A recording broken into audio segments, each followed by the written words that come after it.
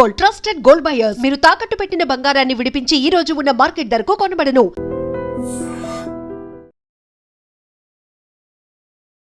నమస్తే, నా పేరు doctor N Subrahmanyam, Ayurveda specialist, Amrutham ayurvedic hospital, Hyderabad.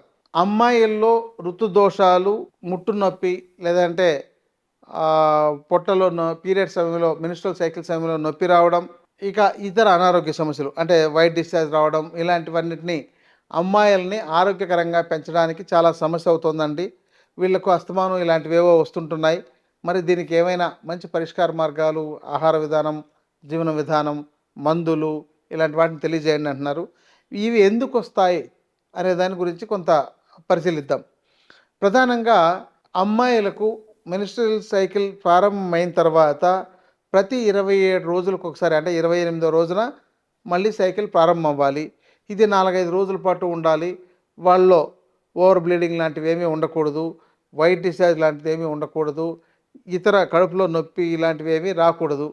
అది సహజ సిద్ధంగా మనకు మూత్రం పోవడం, విరేచనానికి వెళ్ళడం ఎంత సహజ సిద్ధంగా జరుగుతుందో ఈ యొక్క మెన్స్ట్రువల్ సైకిల్ కూడా అంతే సహజ సిద్ధంగా జరగాలి.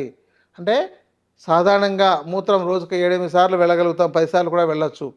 విరేచనానికి 1 లేదా 2 సార్లు వెళ్తాం రోజుకు. ఈ మెన్స్ట్రువల్ సైకిల్ వచ్చేసరికి 27 రోజులకు ఒకసారి వస్తుంది.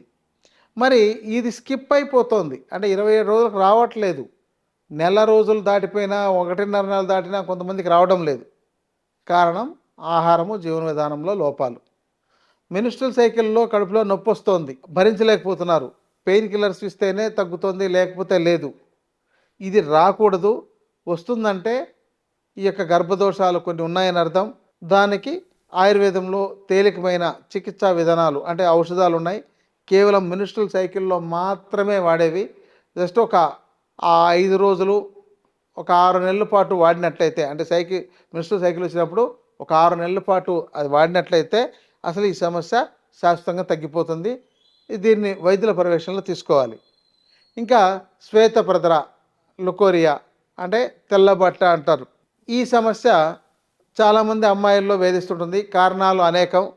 వాళ్ళకు మెన్స్ట్రువల్ సైకిల్లో వెళ్ళవలసిన మలిన పదార్థాలన్నీ సక్రమంగా బయటికి వెళ్లకుండా లోపలే ఉండిపోతే అది చెడిపోయి తర్వాత ఇన్ఫెక్షన్ అయ్యి ఇక రకరకాల కారణాలతో ఈ యొక్క వైట్ డిశ్చార్జ్ అనేది ఉంటుందండి. దీనిని కొన్ని రకాల ఔషధాలు వాడి తగ్గించుకోవాలి. ఇది శాశ్వతంగా తగ్గిపోయే సమస్య.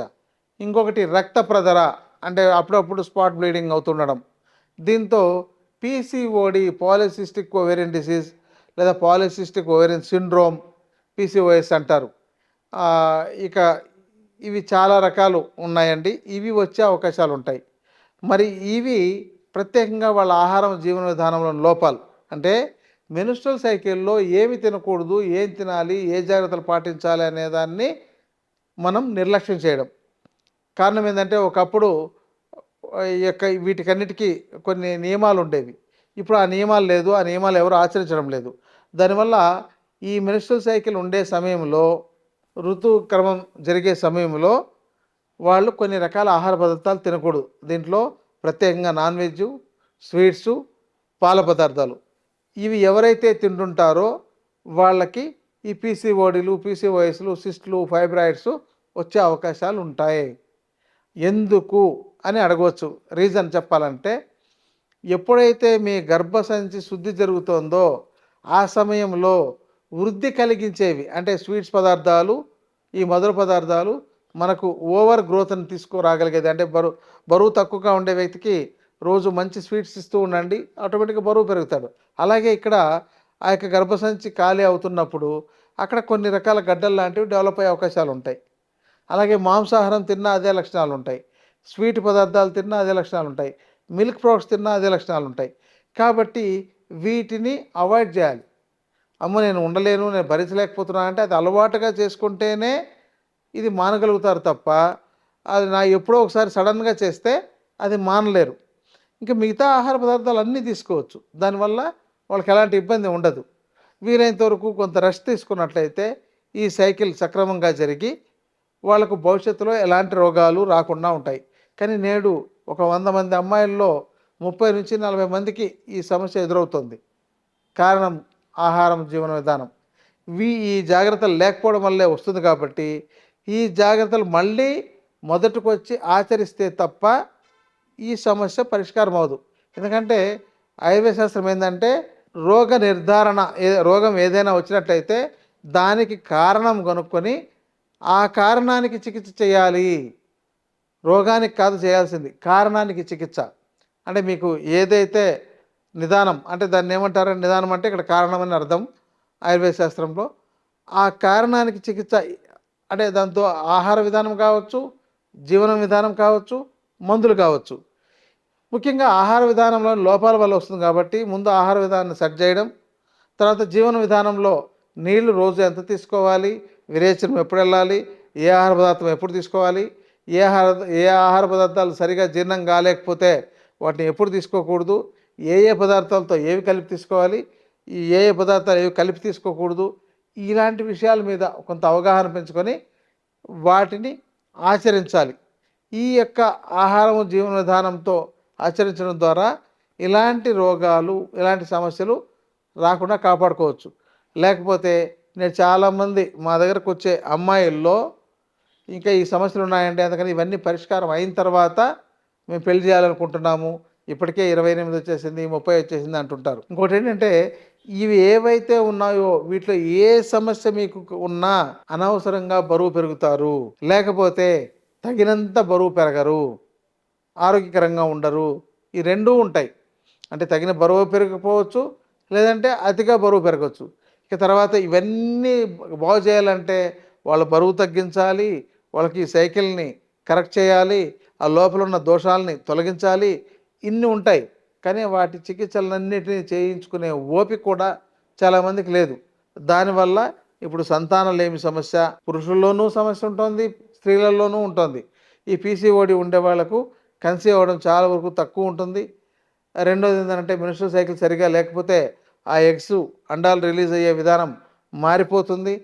మరి ఇట్లాంటివి వచ్చిన తర్వాత వాళ్ళకి పెళ్ళి అయినట్లయితే తొందరగా సరైన సమయంలో సంతానం కలగకపోవడం వల్ల నేనందరికీ 30 ఏళ్ళకు 40 ఏళ్ళకు పిల్లలు కలుగుతుంటే వాళ్ళు ఒక 25 ఏళ్ళ మళ్ళీ వాళ్ళలాంటి అమ్మాయినో అబ్బాయినో చూడాలంటే వాళ్ళు అప్పటిదాకా బతికుంటారో లేదో అన్నట్టు అయిపోతుంది. ఎందుకంటే నేడు చాలామంది 60 ఏళ్ళ లోపే వాళ్ళ ఆయుష్ని కాపాడుకోలేక రకరకాల రోగాలతో చనిపోతున్నారు. వీళ్ళ బతుకు ప్రశ్నార్థకమవుతుంది. కాబట్టి ముందు జాగ్రత్త పాటించండి, నియమాలు పాటించండి, మన సనాతన ధర్మాన్ని పాటించండి. మన ఆయుర్వేద శాస్త్రాలు లాంటివి జీవన శాస్త్రాలన్నీ ఏం చెబుతున్నాయో వాటిని ఆచరించండి. ఎలాగోలాగా జీవించేస్తున్నాం, ఎలాగోలాగా బతికేస్తున్నాం అని అంటే ఇవి తర్వాత మీ భవిష్యత్తుని మీరు ముందు గనక పొరపాటు చేస్తే ఆ పొరపాటు భవిష్యత్తులో మీకు నష్టం కలిగించే విధంగా ఉంటుందే తప్ప మీకు ఏ మంచి జరగదు. కాబట్టి ఇలాంటి వాటి విషయాల పట్ల మీరు అవగాహన పెంచుకోవాలి. అవసరమైతే వైద్యుడికి ఏదైనా ఫీజు ఉంటే ఆ ఫీజు పే చేసి కలిసి తగిన నియమాలు తెలుసుకొని వెళ్తున్నట్లయితే బాగుంటుంది.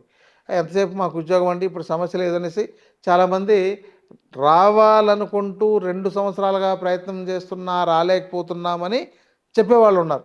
అంటే అర్థం ఏంటంటే వాళ్ళకి అంత బిజీ ఉంటున్నారు. అది పూర్తిగా ఖరాబ్ అయిన తర్వాత, అంటే పూర్తిగా పాడైపోయిన తర్వాత వాళ్ళు మన దగ్గరకు వస్తే ఏ పరిష్కారము చేసే అవకాశాలు ఉండవు.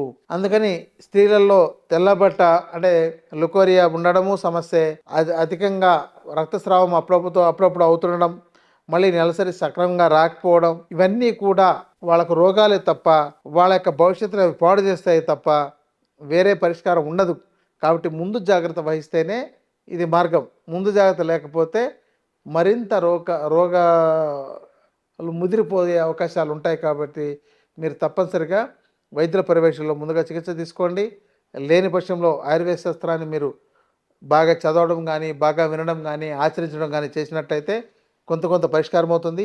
తీవ్రమైన పరిస్థితుల్లో ఏ వైద్య శాస్త్రం మిమ్మల్ని కాపాడడం లేదని కూడా చెప్పచ్చు.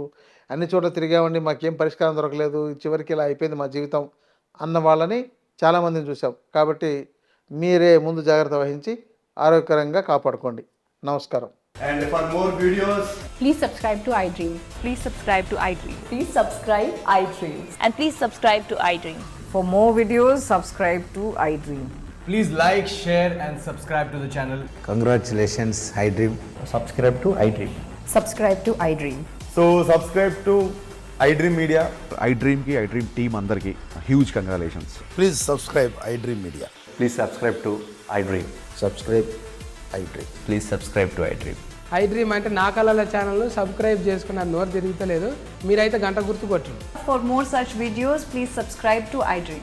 Subscribe to iDream. Please subscribe to iDream. Please subscribe iDream Media. Please do subscribe to iDream. Please subscribe to iDream Media. For best entertainment and information, please subscribe iDream. And don't forget to subscribe to iDream.